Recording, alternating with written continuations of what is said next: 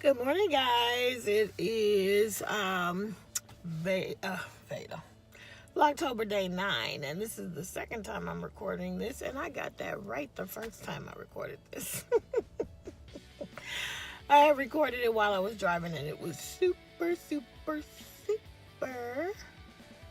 I just got a notification.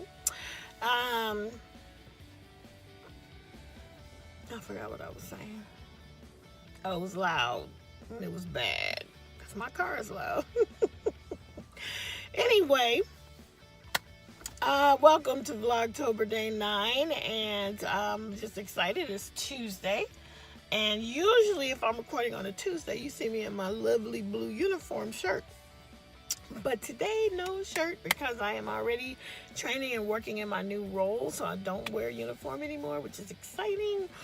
I do have to upgrade my style. I haven't done that yet. This is what I would normally wear to work in my old role, and since I'm still training, I'm not breaking out the good stuff yet. Anyway, I did the first day, but it felt like it was too soon.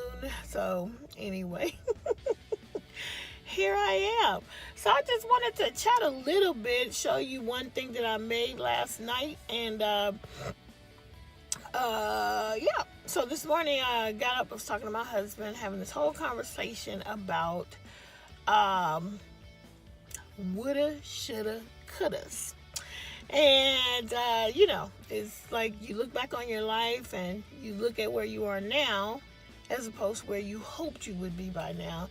And sometimes you can start to just sort of beat yourself up because you're like, oh, if I had done A, B, C, or I would have gotten D, but instead I did F, and now I got G, So, and I'm not happy with G. I wish G was different. And, I just think that is so not a good way to sort of look at your life.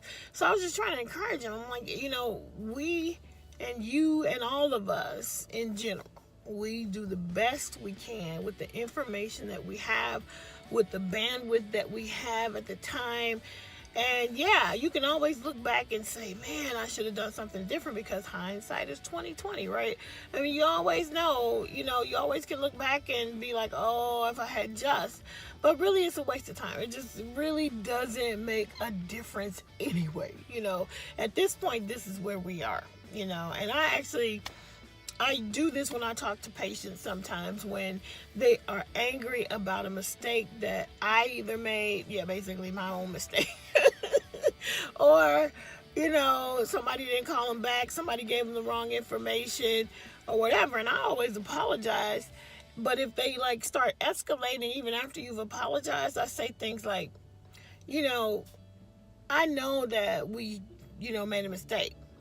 What we need to do now is talk about where we go from here. It's not going to do us any good to keep going back over what didn't happen. And I think the same thing in our lives. I was just telling him, you just think about what our lives were like in the beginning of our marriage, what we were going through, trying to become parents. There was a lot happening for us. And so for me, people will ask me, well, you've been at this job for so many years doing the same thing. You should be this by now. You have a master's degree. How come? And I'm like, well, yeah, it's a good question. How come? But for some of that time, there was so much going on in our lives. And I think I shared this a little bit, that it was okay. When I look back on that, I think, there was a reason.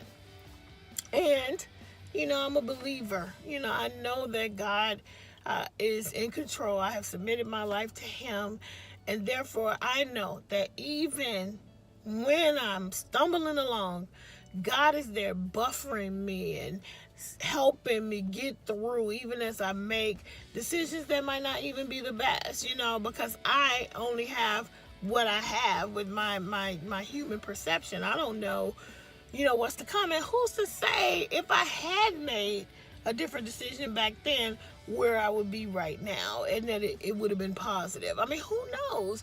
So you just have to trust, that God is in control and that we're going to be okay. I mean, we're in a time right now where I'm having this success in my life, whereas my husband is, going through a transition in his career. So that's why it's really challenging right now. But I just feel like we're gonna be okay. So I was just sharing that with him this morning. I just thought I would share it with you guys. So no regrets. No regrets, guys. It's pointless. Anyway, that's it for that public service announcement.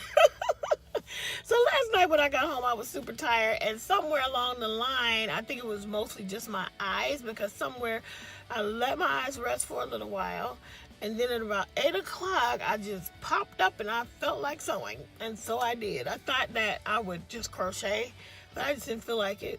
And I thought that I wouldn't even feel like sewing because I had pressured myself and pushed myself and made myself finish that bag. And I thought that, basically I wouldn't even want to sew, but I just had this desire to sew. And so I did. I had a bag cut out for myself for a while now that I hadn't sewn. So look at that. It's so super cute. I'll show you the inside. It's a green polka dot. And it's definitely a box bottom because I always do that. And it's got a grosgrain ribbon as the drawstring. And yeah. And I like to do it like this because I feel like I've made bags where I put the drawstring down here, but you then don't get this space to put your stuff in. So I like this style, which I got from Whitney Sews here on YouTube. I got this way of making bags from her. She didn't box her bottom, but pretty much this is her way of making drawstring bags.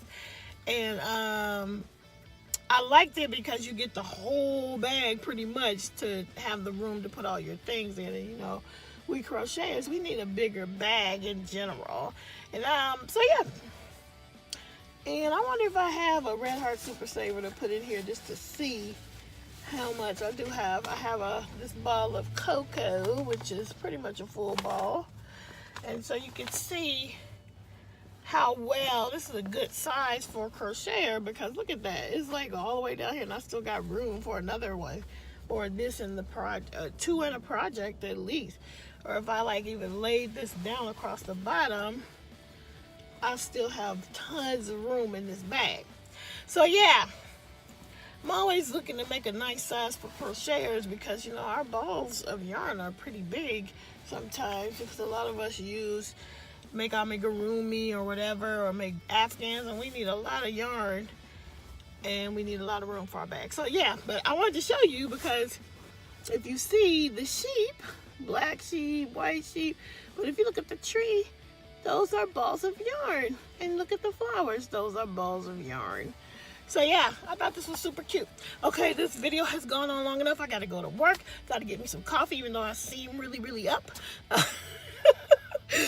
I still need some coffee this morning. All right, that's it. That's all for Vlogtober. And I almost said Vlogmas, but Vlogtober, day 9, and I'll see you tomorrow.